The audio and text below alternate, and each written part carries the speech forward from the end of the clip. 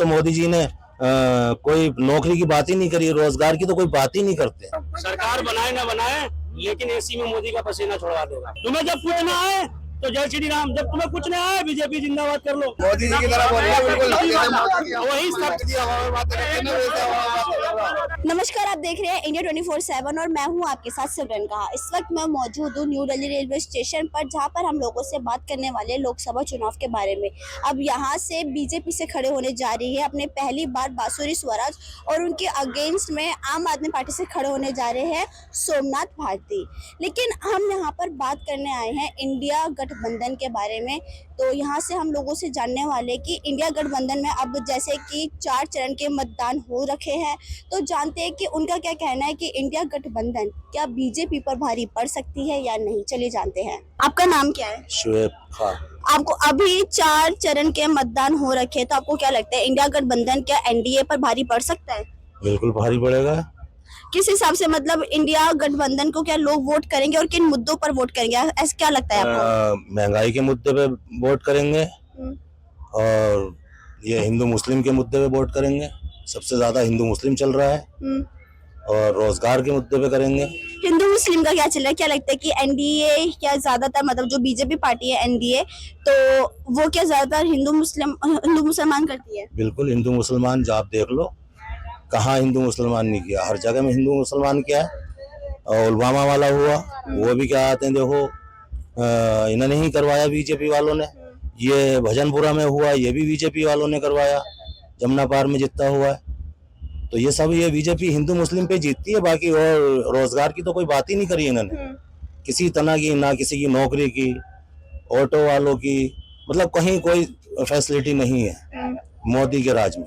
तो अगर इंडिया गठबंधन इनके सत्ता में आती है, तो फिर आप अपना नेक्स्ट प्रधानमंत्री किसको देखना चाहते हैं? राहुल गांधी। राहुल गांधी जी। तो आप राहुल गांधी में ऐसे क्या गुण देखते हैं जिस रीजन से आप उनको अपना नेक्स्ट पीएम चाहते हैं? देखो, एक तो वो महंगाई के मुद्दे पे सबसे बड़ी बात करती है। और अब ये महिलाओं को, गरीब महिलाएं जो 1 लाख रुपए साल का मिलेगा अगर जीतती है तो, ठीक है।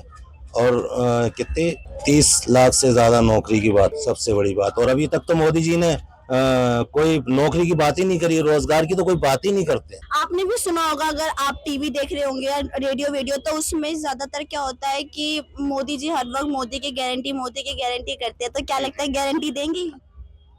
मुझे तो नहीं लगता कुछ भी, ये सारे झूठे जुमले हैं, सिर्फ जुमले हैं।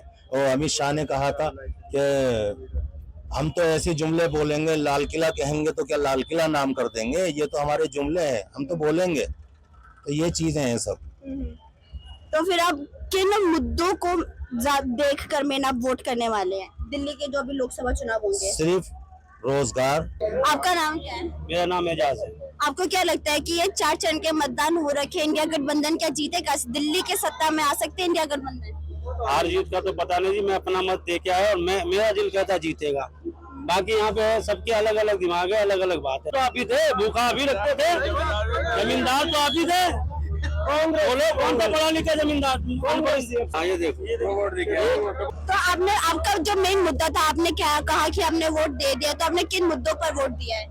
आपने शक्ल देखकर वोट दिया है या फिर मुद्दे देखकर? मुद्दे देखे है ना हमने, जो हमने पहले देखा। हम भी 98 से दिल्ली में, गाँव भी आना जाना करते, मुद्दे देखे हमने।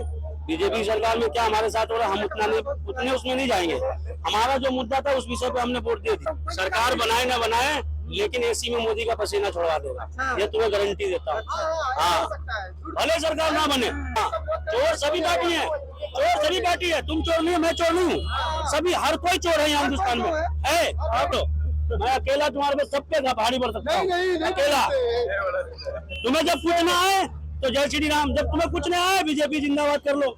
सवाल करे जवाब दो ना, पहले सवाल का जवाब, बाद में जिंदाबाद करो। अंत वक्त ये 500 रुपए पेट्रोल चलाएंगे, भले इनके घर में साइकिल ना हो, कहीं हम तो 500 में पेट्रोल लेंगे।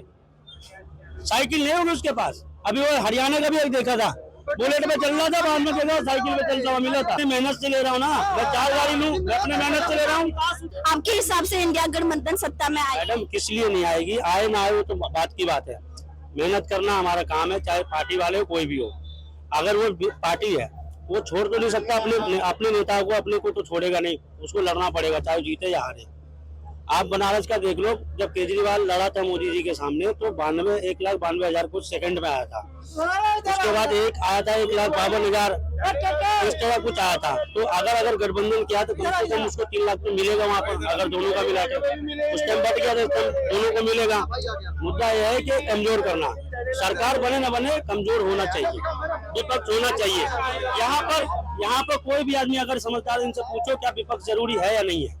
अच्छा अभी की बात करो, राजस्थान में इलेक्शन हुए, 500 में कांग्रेस सिलेंडर दे रही थी ना, मोदी जी के चुनाव में भाषण हुआ कि 450 में हम देंगे। उससे पहले 1200 रुपए का कहा था मोदी जी की तरह बोल रहे बिल्कुल वही सब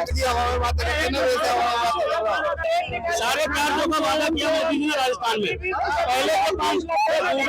पहले गूगल पे पहले बोला था कि मोदी सबसे 10 में कनिष्ठ में, मोदी का भी नाम था गूगल में, उसको छोड़ दिया। बताता है कर्जा पूछो कितना हो गया आज इंडिया में, गूगल में सर्च करो 2 लाख छोटे से पहले कितना कर्जा था, मोदी सरकार में कितना कर्जा हो गया।